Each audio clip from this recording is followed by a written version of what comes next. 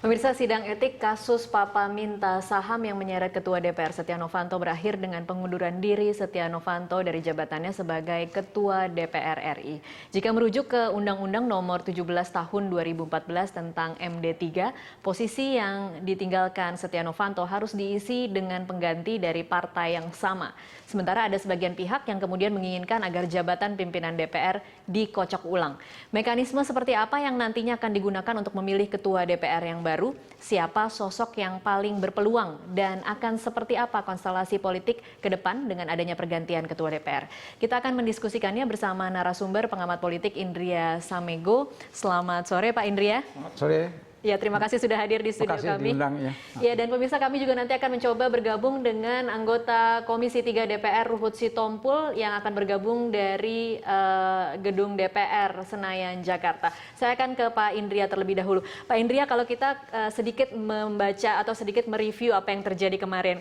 Setia Novanto mundur setelah 15 orang membacakan pandangan etiknya dan tinggal 2 orang lagi. Kemudian mungkin memang dibacanya memang pasti akan kalah, kemudian baru mengajukan surat pengunduran diri. Apa yang Anda baca dari strategi Setia Novanto ini? Iya, saya kira dia tidak punya pilihan lain. Ya, jadi mundur karena memang tidak ada pilihan lain? Ya, sebelum diminta mundur oleh MKD. Karena semua anggota MKD ternyata ya, pada dasarnya setuju dengan tuduhan bahwa Setia Novanto telah melakukan pelanggaran. Itu. Kemudian jatuhnya pada yang hukuman sedang, hal yang berat, itu perdebatan lain lagi. Tapi Setia Novanto tidak punya pilihan bahwa buat dia ya, satu-satunya yang masih tertinggal adalah citra. Bahwa mundur ini sesuatu yang baik. Di Indonesia ini jarang sekali pemimpin mau mundur gitu.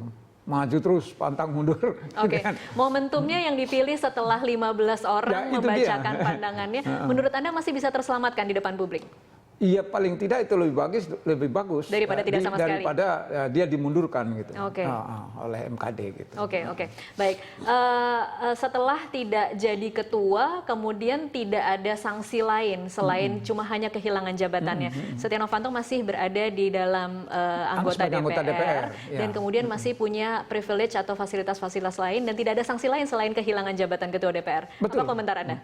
Iya. Seperti seolah-olah tidak ada sanksi yang memberatkan sebenarnya. Iya, saya kira mundurnya dia itu adalah punishment, sanksi yang sangat berat.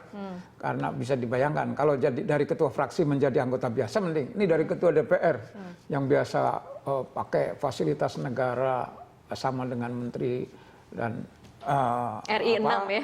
RI 6 dan segala macam lah protokoler yang tidak didapatkan oleh anggota DPR biasa. Ini menurut saya pukulan berat sekali karena ruangan pun pindah. Iya. Biasanya di depan, sekarang terpaksa rombongan ikut lift sama-sama dengan anggota DPR. Ini sanksi. Artinya secara etika moral ini sudah berat. Tapi kalau ada kawan yang mengatakan sanksi apalagi yang harus dijatuhkan, ya buat saya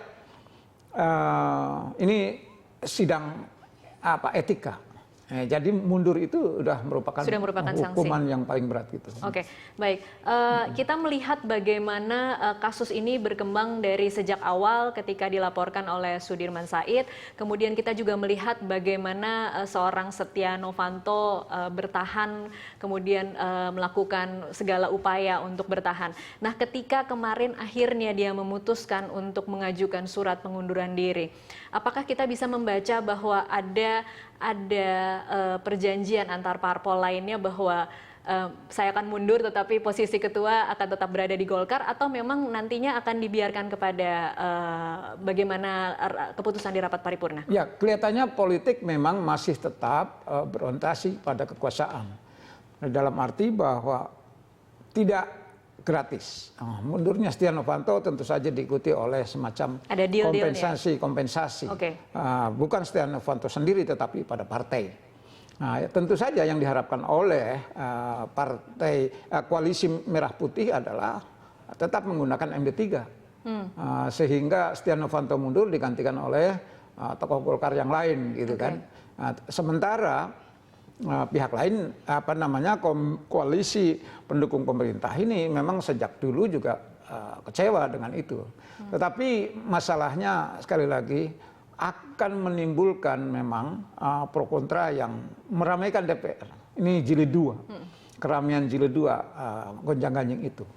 Ya, saya kira itu yang bisa dibaca bahwa semuanya tidak ada yang gratis. Oke. Nah, semuanya harus Jadi dibayar. kalau kemudian tadi malam akhirnya ia memutuskan menyerah dan menyerahkan kursi itu dan melepas kursi itu, artinya memang kalau kita bisa berasumsi ada deal atau tidak gratis, berarti memang sudah ada pengamanan bahwa itu akan tetap berada di sisi KMP atau paling tidak ada tetap di kursi buat Partai Golkar. Ya, tentu saja bukan Setia Novantonya yang mampu melakukan itu, tetapi Golkarnya. Itu dengan jaringannya. Jangan dilupakan Golkar adalah partai paling lama, paling banyak jaringannya di dalam konstelasi elit di Indonesia ini. Nah, itulah yang memberikan semacam penguatan bahwa mundurnya Setia Novanto itu tidak diikuti oleh hancurnya koalisi Merah Putih gitu. Oke, baik. Kita akan lanjutkan di segmen selanjutnya, Pak Indria. Pemirsa tetaplah bersama kami akan kembali usai jeda komersial berikut.